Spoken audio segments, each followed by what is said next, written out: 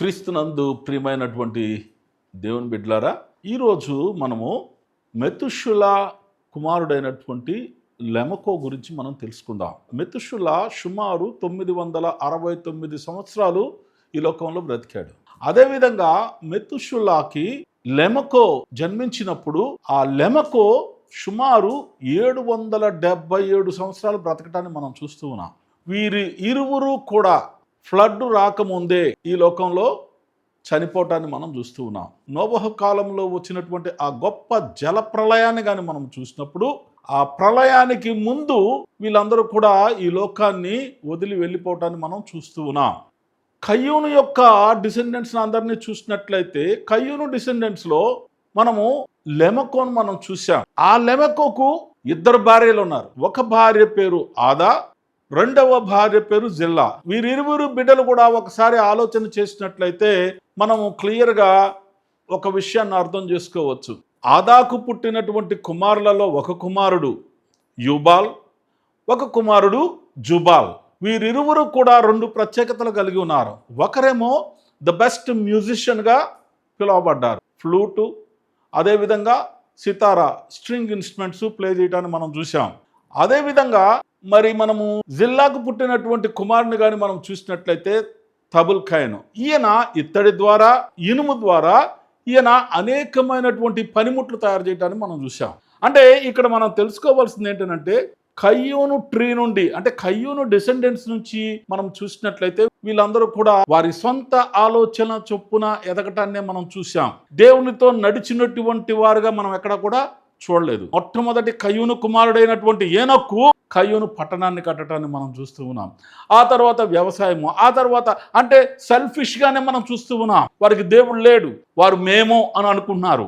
అంటే ఎవరైతే తను తగ్గించుకోకుండా నేను నన్ను అనుకుంటారో వారి జీవితాలు బైబిల్ గ్రంథంలో ఎక్కువగా కూడా రాయబడలేదు.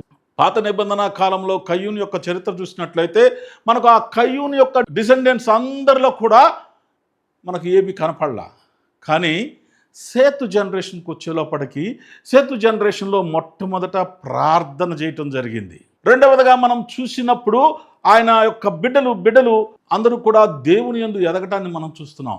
ప్రత్యేకించి మెతుషులాను చూసినప్పుడు ఈ మెతుషుల 969 సంవత్సరాలు బ్రతకటమే కాకుండా ఒక కుమారుని కన్నాడు. మెతుషుల 187 సంవత్సరాల వయసు కలిగినప్పుడు లెమకోను కనడాన్ని మనం చూస్తూ ఉన్నాం. ఆ తర్వాత లెమకో 777 సంవత్సరాలు బ్రతికినట్టు మనకు కనపడుతూ ఉంది. ఇటువంటి పరిస్థితులలో లెమకోకు కూడా మంచి పేరు ఉంది బైబిల్ గ్రంథంలో. లెమకో దేవుని యొక్క వాక్యాన్ని నెరవేర్చబడే వ్యక్తిగా ఆయన చెమటోర్చి కష్టపడి తన పొలాన్ని పండించుకొని బ్రతికినటువంటి వాడుగా మనం చూస్తూ ఉన్నాం. ఇందులో భాగంగా కానీ మనం చూసినట్లయితే లెమకోకు నోవహు కుమారుడు అనుగ్రహింపబడ్డాడు. ఏదేను వనము సృజించిన తరువాత 1056 సంవత్సరాల క్రితం క్రీస్తు పూర్వం ఈ యొక్క జనరేషన్స్ని కానీ మనము చూసినట్లయితే సేతు జనరేషన్ కానీ కయ్యూను జనరేషన్ కానీ చాలా క్లియర్గా మనకు అర్థమవుతుంది. ఏంటి అంటే వీళ్ళు ఎన్ని సంవత్సరాలు ఈ లోకంలో బ్రతికారో మనకు చాలా క్లియర్గా అర్థమవుతూ కనపడతా ఉంది. లెమకోను గురించి మనం ఆలోచన చేసినప్పుడు సుమారు 2940 సంవత్సరాలు లేక 3078 సంవత్సరాలు క్రీస్తు పూర్వము వీరి జననం జరిగినట్లు కూడా మనం చూస్తూ ఉన్నాం క్రోనాలజీ ప్రకారం. కనుక వీరి జననము అనేది, వీరి యొక్క ప్రయాణము అనేది చాలా క్లియర్గా బైబిల్ ఆధారంగా, క్రోనాలజీ ఆధారంగా మనము ఎస్టాబ్లిష్ చేయడానికి అవకాశం కనపడతా ఉంది. ఇక్కడ సేతు యొక్క జనరేషన్ నుండే దేవుని బిడ్డలుగా ప్రతి ఒక్కరు కూడా నీతిమంతులుగా తీర్చబడటానికి అనేక సాక్ష్యాలు మనకు కనపడుతూ వస్తూ ఉన్నాయి. అంటే దేవుని మాట విని విధేయత చేత దేవుని యొక్క రాజ్య స్థాపనలో పాలిభాగస్తులయ్యేటువంటి బిడ్డలుగా మనకు బైబిల్ గ్రంథములో మనందరికీ కూడా పితామహులుగా లేక తాత ముత్తాతలుగా వీరందరూ కూడా మనకు కనపడుతూ ఉన్నారు. ఇక్కడ మనము లెమకోను చూసినప్పుడు మనము మెతుషులాను చూసాము. మెతుషుల దేవునితో చక్కటి సంబంధము కలిగి బైబిల్ గ్రంథం మొత్తములో కూడా అధిక సంవత్సరాలు జీవించినటువంటి వ్యక్తిగా కనపడటాన్ని మనం చూసాం. అదేవిధంగా మనము లెమకోను చూసినప్పుడు 777 సంవత్సరాలు బ్రతికి దేవునితో చక్కటి సంబంధము కలిగి తనకు దేవుడు అనుగ్రహించినటువంటి కుమారుణ్ణి చాలా చక్కగా పెంచడాన్ని మనం చూస్తూ ఉన్నాం. ఈ లెమకో జీవితంలో కష్టాలు వచ్చాయి, నష్టాలు వచ్చాయి, ఇబ్బందులు వచ్చాయి.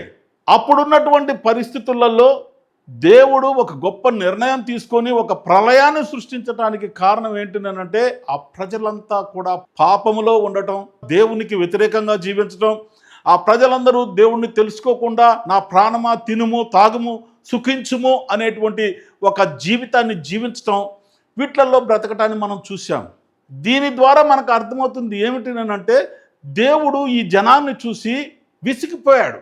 తను సృష్టించిన ఈ సృష్టిని చూసి బాధపడ్డాడు. బైబిల్ గ్రంథంలో ఆదికాండంలో ఒక మాట మాట్లాడుతూ ఉన్నాడు.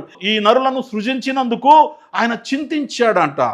ఈ నరులు ఎప్పుడు కూడా వారి సొంత ఆలోచనలతోనే బ్రతుకుతారు కనుక వీరి గురించి ఇక నేను ఆలోచన చేయను అనేటువంటి ఒక నిర్ణయం కూడా తీసుకుంటానని మనం చూస్తూ ఉన్నాం. ఆయన బాధపడ్డాడు. ఒక సందర్భంలో దేవుని కుమారులు నరుల కుమార్తెలను చేసుకొనిను అనేటువంటి మాటను కూడా మనం చూస్తాం. వీటన్నిటినీ బట్టి మనకు అర్థమవుతుంది ఏంటంటే దేవునికి వ్యతిరేకమైన జీవితము ఈ మానవుడు తన ప్రయాణములో జీవిస్తూ ముందుకు సాగుతూ ఉన్నాడు. కనుక ఇక్కడ మనము ఒకటి తెలుసుకోవాలి. అదేంటి అంటే దేవుడు కయ్యూన్ని శపించినటువంటి మాట, కష్టపడి చెమటోర్చి చెమటను భూమి మీద చిందించి ఆ భూమి నుండి నువ్వు పంటను తయారు చేసుకొని నువ్వు తిని బ్రతకాలని చెప్పినటువంటి మాట, అది ఇక్కడ లెమకో నెరవేర్చాడు. అంతేకాదు మరొక గొప్ప పని చేశాడు లెమకో. అదేమిటినంటే నోవహు అనే కుమారుణ్ణి కని ఆ కుమారుని నీతిమంతుడుగా ఉండే విధంగా తయారు చేశాడు. మనం ఒకసారి నోవహు గురించి కానీ తెలుసుకున్నట్లయితే చాలా క్లియర్గా మనకు తెలియజేయబడుతుంది బైబిల్ గ్రంథంలో. అదేంటినంటే నోవహు నీతిమంతుడుగా తీర్చబడ్డాడు, దేవునితో మాట్లాడాడు, దేవుని యొక్క ఆలోచనను ఒప్పుకున్నాడు, దేవుడు చెప్పిన మాట విని తన యొక్క కుటుంబాన్ని కాపాడాడు.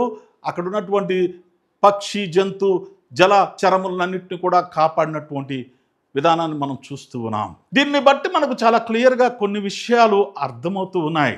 ఏమిటంటే ఎవరైతే దేవుని మాట వింటారో, ఎవరైతే దేవునిలో ఎదుగుతారో, ఎవరైతే ఆయన ప్రణాళిక ప్రకారం నడుస్తారో వారు నీతిమంతులుగా తీర్చబడుతూ ఈ లోకములో ఆశీర్వదింపబడి, చూడండి మనల్ని మనం ప్రశ్నించుకుందాం.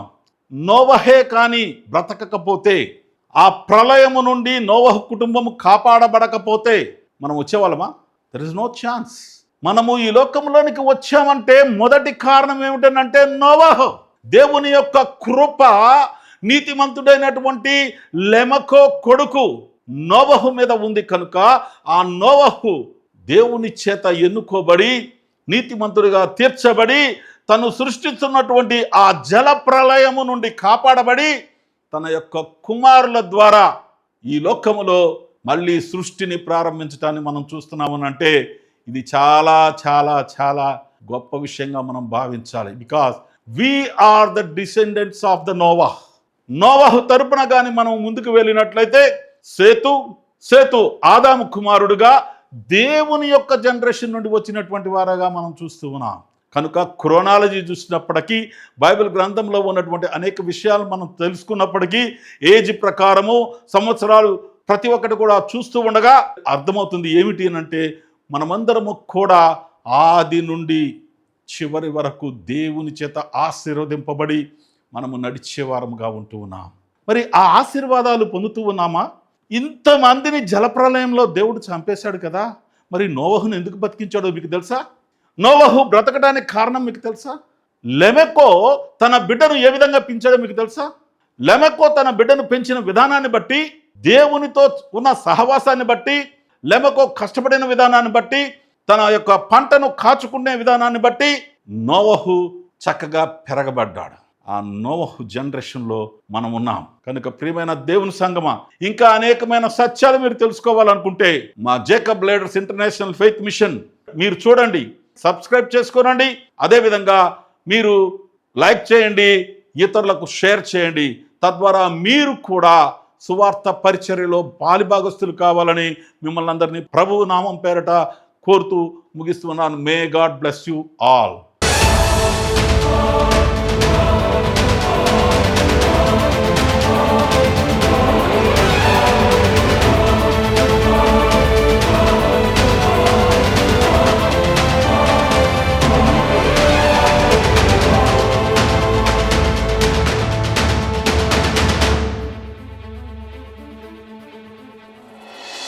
Jacob's ladder international faith mission YouTube channel ని మీ ముందుకు తీసుకొస్తున్నాము. మీరందరూ కూడా లైక్ చేయండి, షేర్ చేయండి, సబ్స్క్రైబ్ చేసుకోండి.